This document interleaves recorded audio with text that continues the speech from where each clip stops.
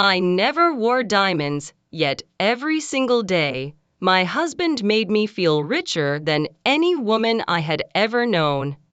It took losing him to realize what true wealth really meant.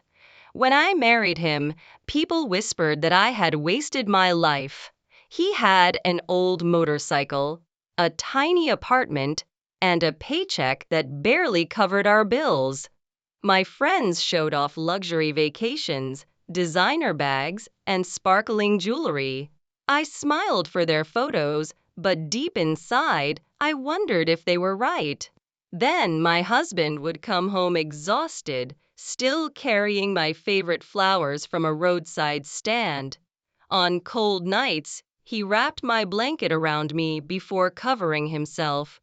When I doubted my dreams, he believed in me enough for both of us. Every anniversary, he apologized because he couldn't afford diamonds. Every year, I told him I already had something priceless. One evening, he quietly handed me a small gift box. My heart raced, thinking maybe he had finally saved enough for a ring. Inside was a simple handwritten letter. It said, "I may never buy you diamonds, but I'll spend my whole life making sure you never doubt how precious you are." I cried harder than I ever had. Years later, he became seriously ill.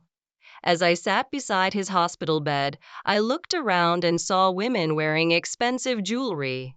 For the first time, I didn't envy them. My greatest treasure was holding my hand, even as his strength faded. After he passed away, I found another letter hidden inside our old photo album. It read, "If you ever miss me, don't look for diamonds. Look for the love we built every ordinary day." Now, when people ask why I never remarried, I simply smile. Because some women are given diamonds that lose their shine. I was given a man whose love still lights my life long after he's gone. Real queens aren't crowned with jewels. They're loved with loyalty, kindness, and a heart that never stops choosing them. If this story touched your heart, follow for more emotional stories.